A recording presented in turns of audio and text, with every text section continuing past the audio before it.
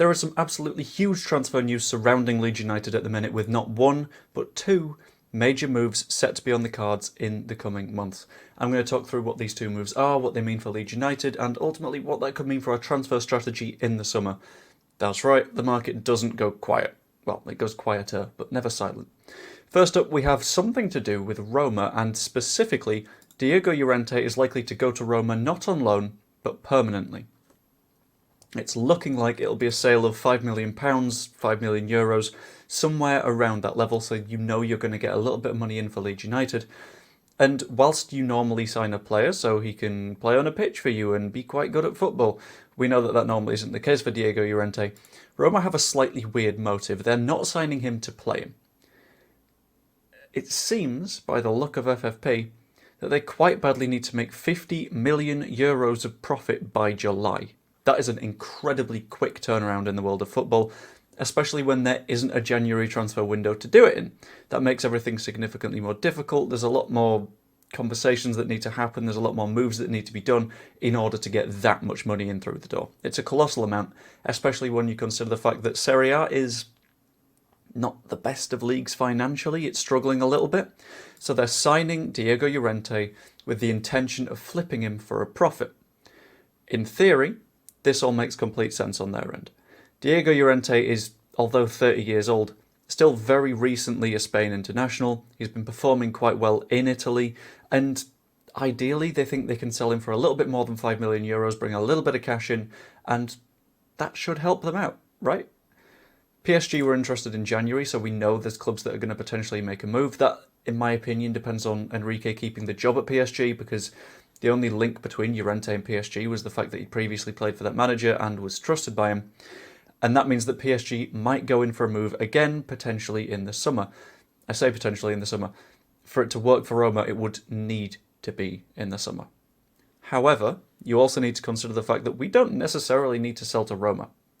We could not sell him, or hold on to him a little bit, and then we have Roma wanting to sign him because they want to make a profit on him, and we've got PSG that want to sign him because they want to play him.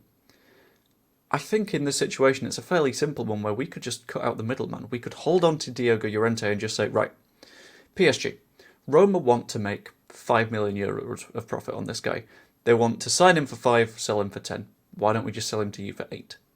Something along those lines makes sense because we don't need the profit margin that Roma does at the minute. Even if we did, we'd have an opportunity to undercut it because we don't need a middleman in this deal. Obviously, there's agents and middlemen doing everything in every football transfer, but I think there's something there for us. I think we can make more than whatever Roma would pay, depending on what the market is looking like and if there's any interest from PSG. In addition to that, we have a few thoughts on Rasmus Christensen.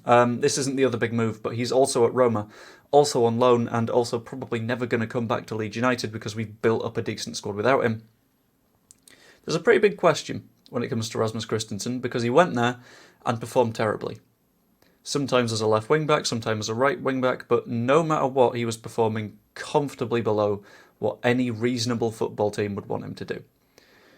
Which means that even Roma might not sign him permanently because they don't think there's going to be any viable buyers.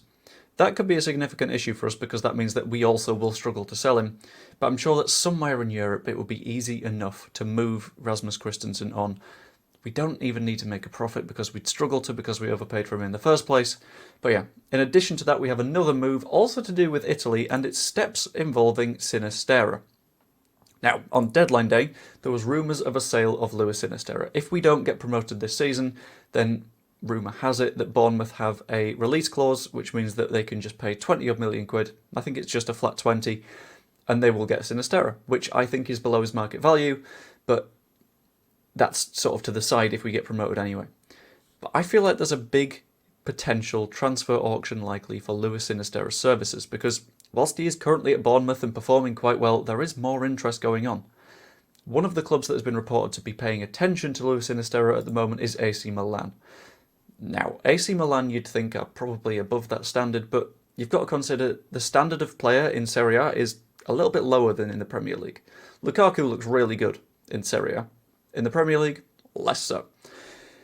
And they're potentially looking at him as a replacement for Rafael Leao, who is potentially going to move to PSG, because there's just a big old rumour going on there, with PSG looking to do a little bit of a rebuild with younger players that aren't necessarily going to be as demanding as the weird sort of superstar Galacticos thing they were building when they had Neymar, when they had Messi, when they had Sergio Ramos. A change in strategy towards these younger players that are still top of their game is going to be key for PSG, and that means signing the likes of Rafael Leao, or they're going to get left behind in the Champions League. And for PSG, that's all that matters, because they're going to win Liga. And if they don't, it's seen as a disappointment. And I think this is quite good for us. I think this puts us in a fantastic position to spark a bidding war. Different to the Roma-PSG issue, because Roma and PSG, we know one of them is going to pay us more money than the other. That's not a bidding war, that's just business. When it comes to the AC Milan-Bournemouth thing, I think we're in a pretty strong position. Because AC Milan have that Champions League money coming in. They've seen Inter Milan fly off into the distance this season, absolutely leaving them in the dirt. Juve doing the same thing. And I feel like there's definitely something there for us, because AC Milan have a hell of a lot of cash. And Leeds United have a good player that we can sell for a hell of a lot of cash. And at the same time, Bournemouth have the Premier League money coming in, which is a lot more than the base pay that you get in Serie A. So those two are effectively on financial parity. They can compete with each other fairly effectively. And in that situation, I don't know why we don't just say, okay, we'll do an auction. AC Milan, you want him. Bournemouth, you want him. Luis Sinisterra, it doesn't hugely matter what you want, because we don't hugely want you at the club right now. We're not the happiest with you after you tried to commit legal action against the club last summer. In that situation, it's not just going to be £20 million, because we can talk to AC Milan and say, look, they want to pay 20.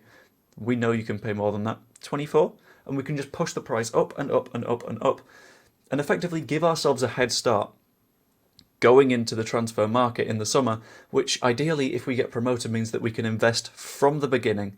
We don't need to overthink things. We can just straight up say, right, FFP is not going to be a problem, because we're already 20 million to the good, probably going to get rid of Llorente, find a way out for Christensen, maybe Brendan Aronson. This is where we need to get a little bit clever, sell players for as much as we can, and then we can start signing footballers that keep us in the Premier League. That is the ideal world, but I really want to know what you guys think. I think the transfer market is, in January, a hellhole.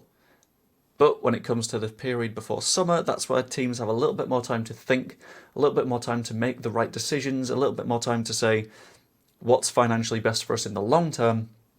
And I think with our current members of staff at the club, if we take our time with the Llorente and Sinisterra deals, we can make a hell of a lot more cash than we would have otherwise. Let me know what you think in the comments down below. Like the video, subscribe, and even become a channel member if you want. And keep an eye out, because I've got a pretty big video coming out in the next couple of days. Just waiting on a couple of people to send me a few things. Hope you enjoyed. I will see you later.